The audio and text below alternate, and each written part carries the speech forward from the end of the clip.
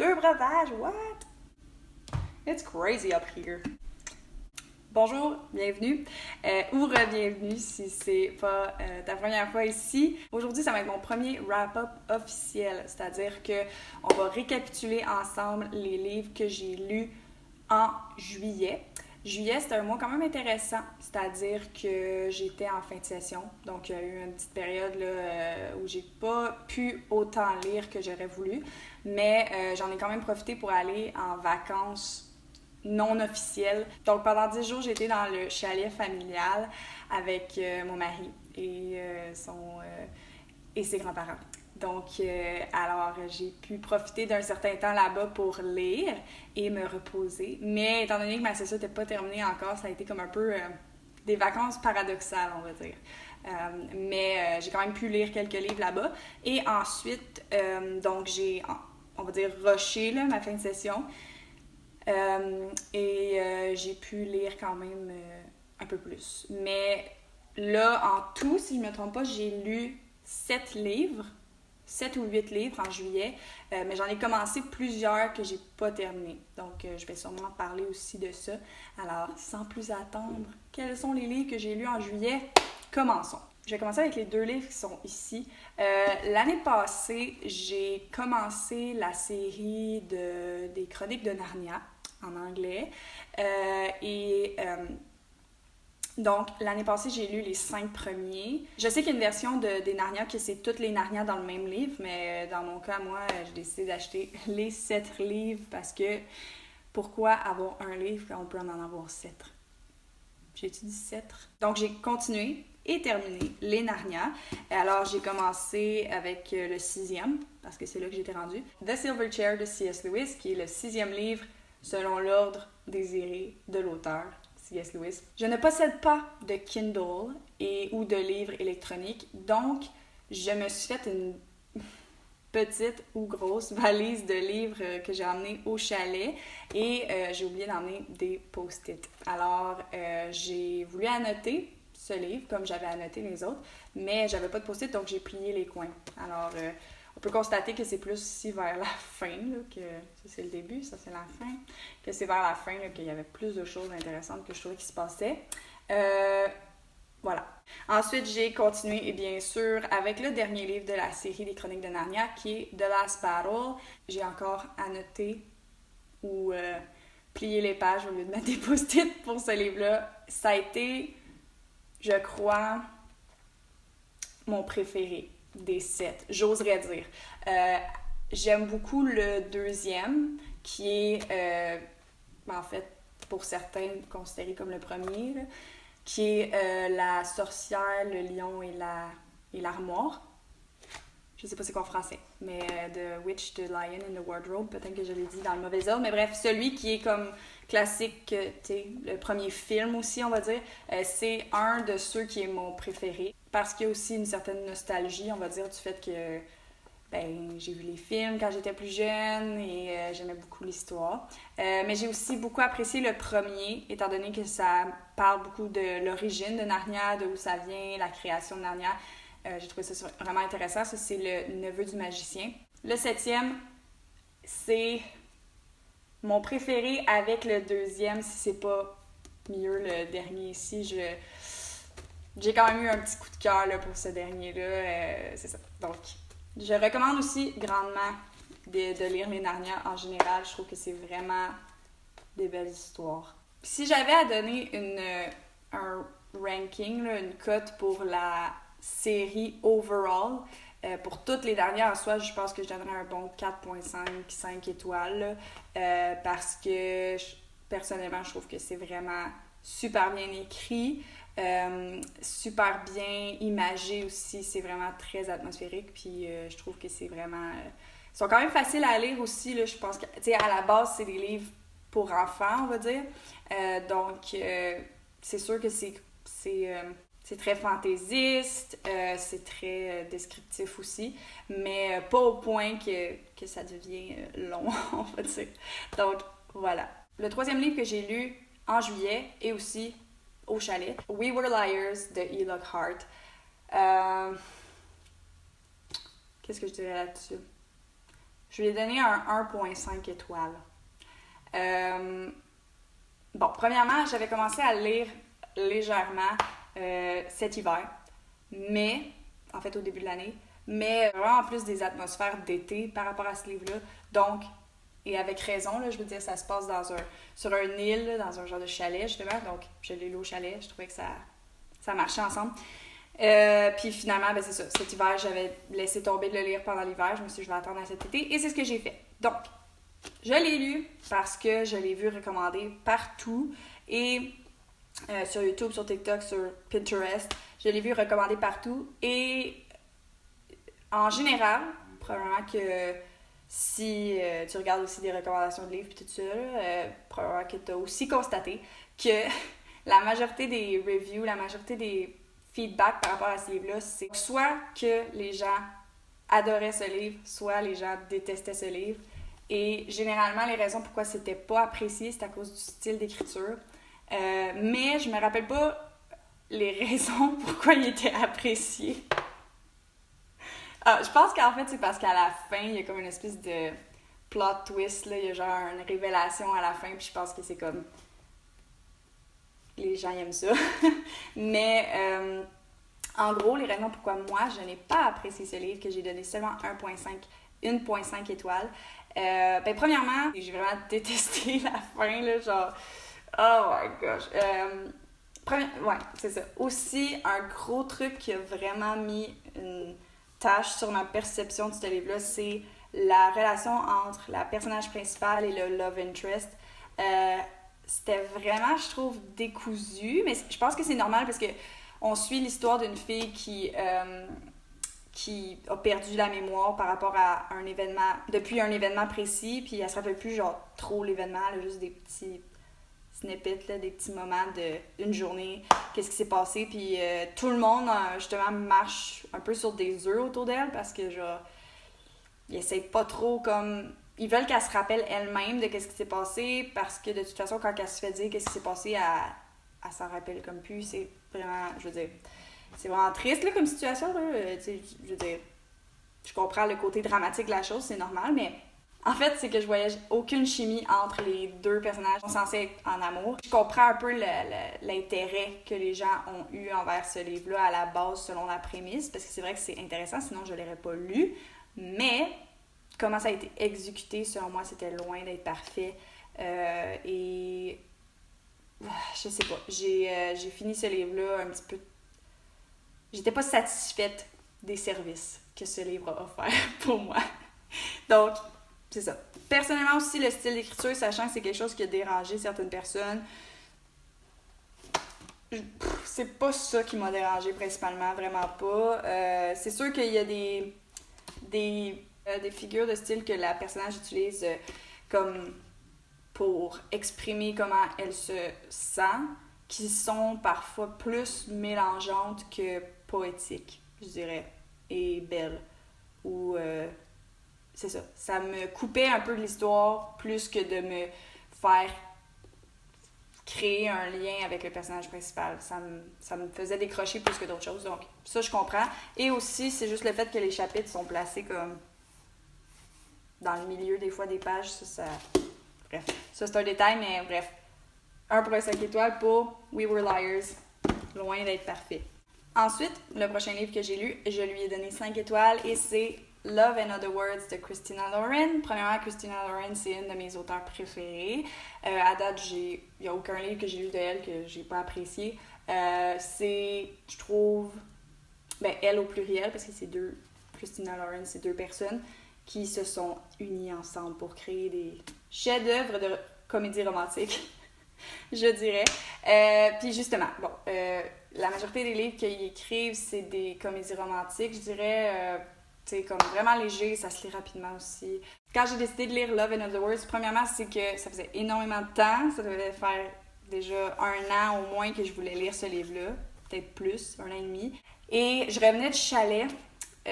Donc, je me suis dit, je vais lire un livre à propos d'un chalet que je sais qui va être bon. Et pour l'été, je trouve que c'était super. C'est l'histoire d'une jeune fille qui, on commence l'histoire dans le passé, que son père achète un chalet après le décès de la de sa mère, de la mère de la personnage principal. C'est pas un spoiler, c'est écrit derrière. Le chalet voisin ou la maison voisine de ce chalet-là, il y a une famille, la famille Petropoulos. Donc, Macy, la personnage principale, se fait amie avec Elliot et ils développent une relation. Puis, on se retrouve ensuite 10 ans plus tard environ, si je ne me trompe pas, et ils reprennent contact parce qu'ils s'étaient perdus de vue. Puis, on apprend tranquillement pourquoi est-ce qu'ils se sont perdus de vue ou comment les événements se sont passés. Donc, 5 étoiles pour ce livre. J'ai vraiment apprécié. Je trouve que c'était bien écrit. C'était justement rapide. Je l'ai annoté.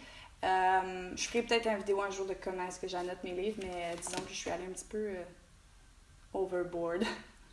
J'ai peut-être été trop intense.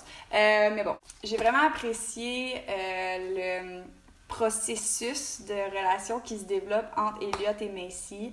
Je trouve que c'était vraiment bien rythmé. Et aussi, les retrouvailles, je trouve qu'ils étaient très intéressantes. Puis ils portaient beaucoup à continuer de lire. C'était vraiment accrocheur. Puis Elliot, je trouve qu'il était vraiment un personnage que j'aurais voulu que ce soit mon ami dans la vraie vie, là, vraiment. Ben, Elliot et Macy, je trouve qu'il était vraiment réaliste comme personnage dans la mesure du possible d'une fiction, comédie romantique, là. Puis, c'est ça. Donc, Elliot était... Je pense que c'est un de mes préférés love interest à date de comédie romantique que j'ai lu. Et j'en ai lu beaucoup. Donc...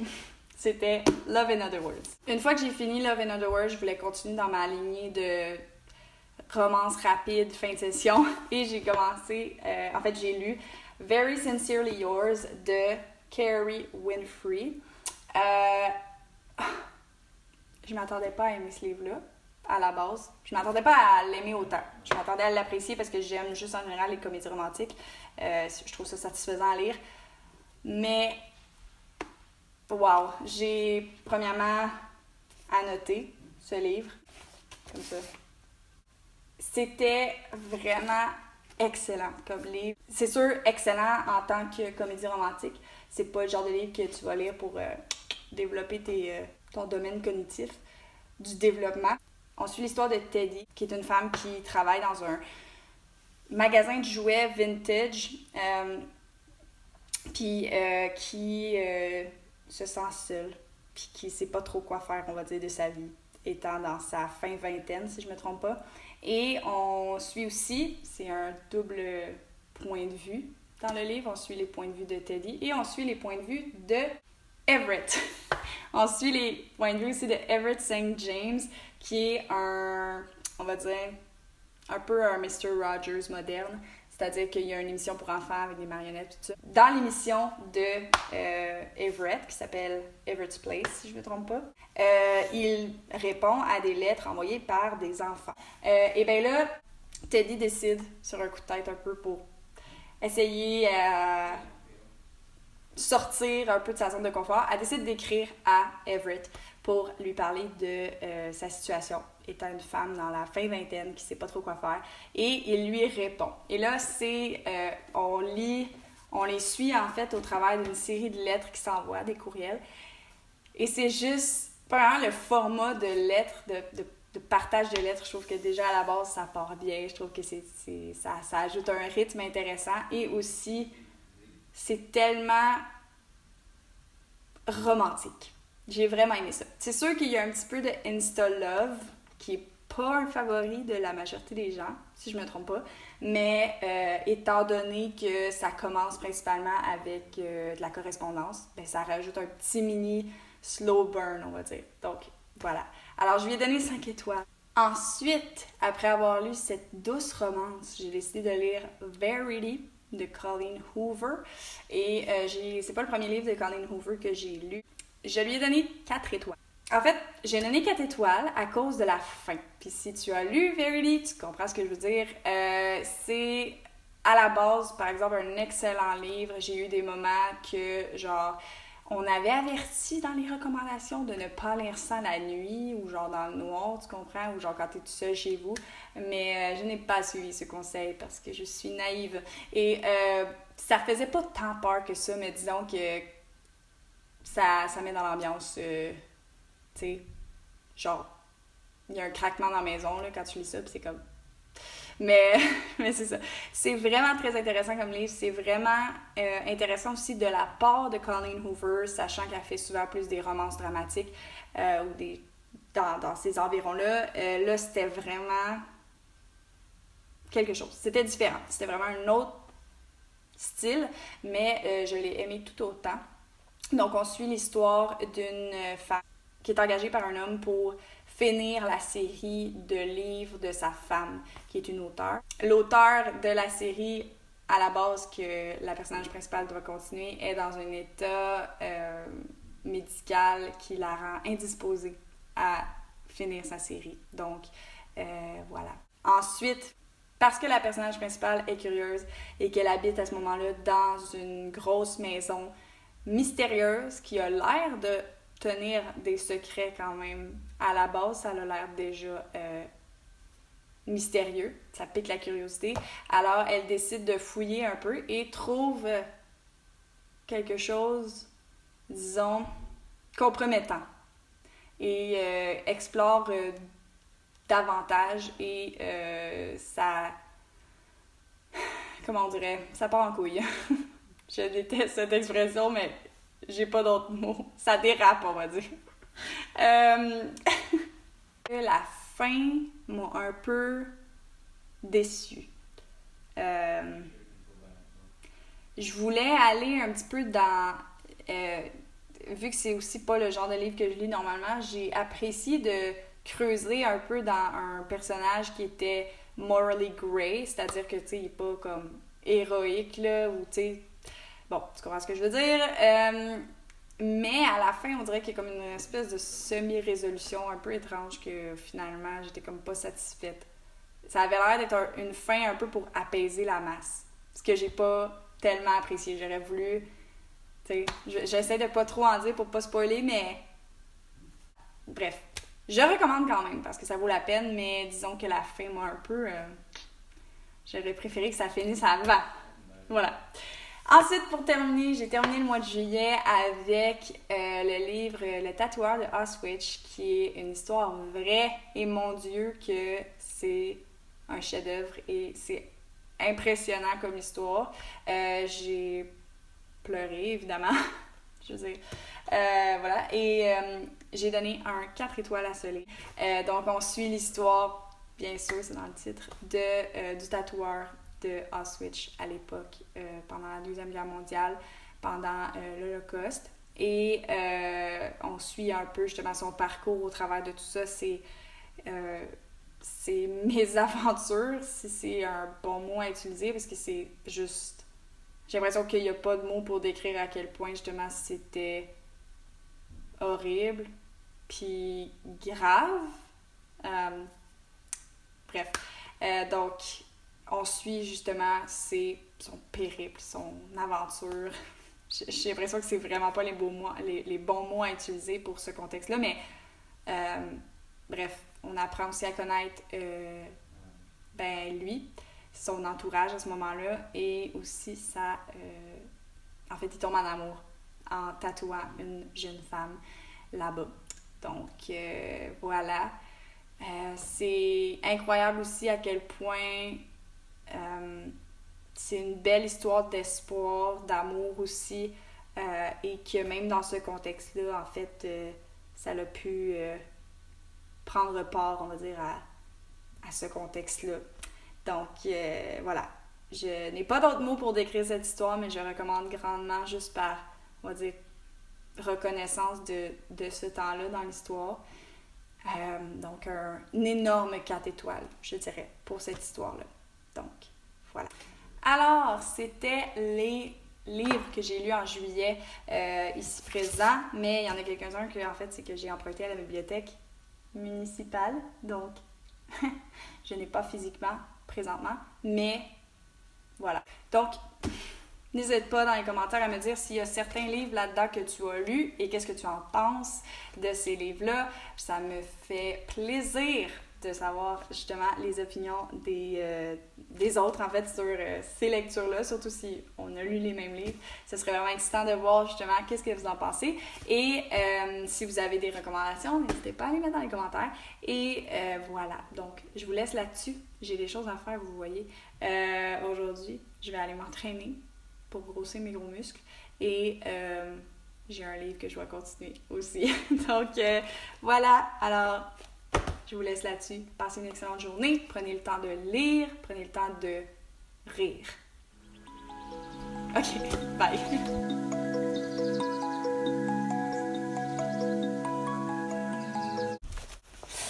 Oh my gosh, quelle folie.